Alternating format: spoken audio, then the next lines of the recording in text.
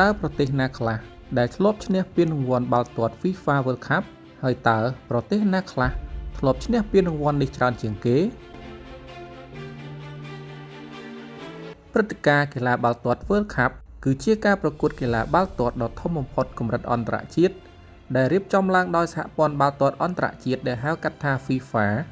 ព្រឹត្តិការណ៍នេះប្រព្រឹត្តទៅជារៀងរាល់4ឆ្នាំម្ដងដោយប្រមូលផ្ដុំក្រុមជម្រើសជាតិខ្លាំងៗមកពីជុំវិញពិភពលោកដើម្បីដណ្ដើមតំណែងជាជើងឯកព្រឹត្តិការណ៍នេះត្រូវបានបង្កើតឡើងតាំងពីឆ្នាំ1930មកម្លេះតើប្រទេសណាខ្លះដែលធ្លាប់បានឈ្នះពានរង្វាន់នេះសូមតាមដានជាមួយខ្ញុំទាំងអស់គ្នាប្រទេសប្រេស៊ីលជាប្រទេសដែលបានឈ្នះជើងឯកច្រើនជាងគេបំផុតរហូតដល់5ដង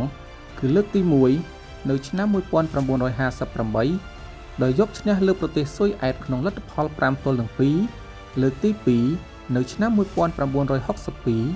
ដោយបានយកឈ្នះលើប្រទេសឆេកូស្លូវ៉ាគីដោយលទ្ធផល3-1លើកទី3នៅឆ្នាំ1970ដោយយកឈ្នះលើប្រទេសអ៊ីតាលីដោយលទ្ធផល4-1លើកទី4នៅឆ្នាំ1994ដោយយកឈ្នះលើប្រទេសអ៊ីតាលីដោយបាល់ពេណាល់ទី3-2និងលើកទី5នៅឆ្នាំ2002ដោយយកឈ្នះលើប្រទេសអាល្លឺម៉ង់ដោយលទ្ធផល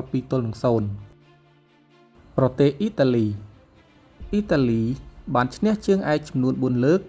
គឺលើកទី1នៅឆ្នាំ1934ដោយបានយកឈ្នះលើប្រទេសឆេកូស្លូវ៉ាគីដោយលទ្ធផល2-1លើកទី2នៅឆ្នាំ1938ដោយបានយកឈ្នះលើប្រទេសហុងគ្រីដោយលទ្ធផល4-2លើកទី3នៅឆ្នាំ1982ដោយបានយកឈ្នះលើប្រទេសអាល្លឺម៉ង់ដោយលទ្ធផល3-1និងលើកទី4នៅឆ្នាំ2006ដោយយកឈ្នះលើប្រទេសបារាំងដោយបាល់ពេណាល់ទី5-3ប្រទេសអាល្លឺម៉ង់បានឈ្នះជើងឯកចំនួន4លើកដោយប្រទេសអ៊ីតាលីដែរគឺលើកទី1នៅឆ្នាំ1954ដោយបានយកឈ្នះលើប្រទេសហុងគ្រីដោយលទ្ធផល3-2លើកទី2នៅឆ្នាំ1974ដោយបានយកឈ្នះលើប្រទេសហូឡង់ដោយលទ្ធផល2-1លើកទី3នៅឆ្នាំ1990ដោយបានយកឈ្នះលើប្រទេសអាសង់ទីនដោយលទ្ធផល1-0និងលើកទី4នៅឆ្នាំ2014ដោយបានយកឈ្នះលើប្រទេសអាសង់ទីនដោយលទ្ធផល1-0ប្រទេសអាសង់ទីនបានឈ្នះជើងឯកចំនួន3លើកគឺលើកទី1នៅឆ្នាំ1978ដោយបានយកឈ្នះលើប្រទេសហូឡង់ដោយលទ្ធផល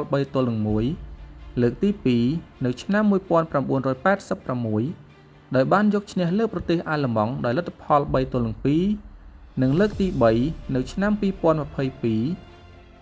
ដោយយកឈ្នះលើប្រទេសបារាំងដោយបាល់ពេណាល់ទីដោយលទ្ធផល4-2ប្រទេសបារាំងបានឈ្នះជើងឯកចំនួន2លើកគឺលើកទី1នៅឆ្នាំ1998ដោយបានយកឈ្នះលើប្រទេសប្រេស៊ីលដោយលទ្ធផល3-0និងលើកទី2នៅឆ្នាំ2018ដោយបានយកឈ្នះលើប្រទេសក្រូអាត